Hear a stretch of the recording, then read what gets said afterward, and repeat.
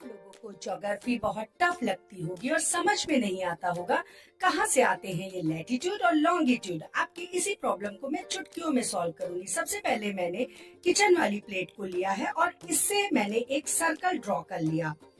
Then मैंने इस circle के अपर एक पॉइंट रखा और बॉटम एक पॉइंट रखा। अपर पॉइंट को हम बोलेंगे north pole and bottom point को हम बोलेंगे साउथ पोल। और मैंने इस सर्कल को 2 इक्वल पार्ट्स में डिवाइड करती हुई एक लाइन ड्रॉ की है और इस लाइन को हम बोलेंगे 0 डिग्री इक्वेटर, जो कि इस सर्कल को 2 इक्वल पार्ट्स में डिवाइड करती है। अपर पार्ट को बोलते हैं northern hemisphere and bottom part को हम बोलते हैं southern hemisphere.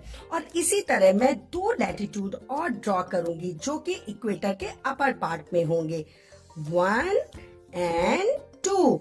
And same as नीचे भी मैं इक्वेटर वाली लाइन के 2 लैटिट्यूड ड्रॉ करूंगी, 1 and 2।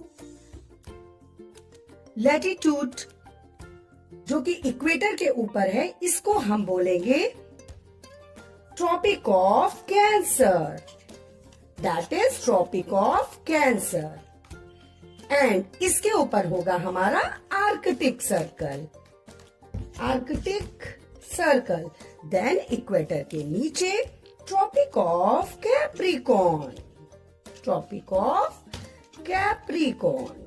एंड देन लास्ट में जो लैटिट्यूड आएगा उसको बोलेंगे Antarctic circle.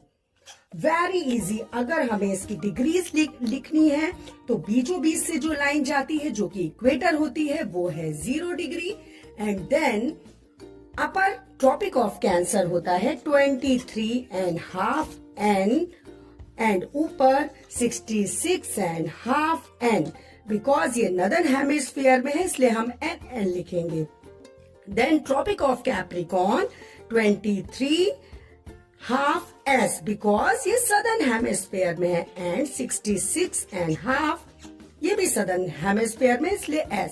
Thank you friends.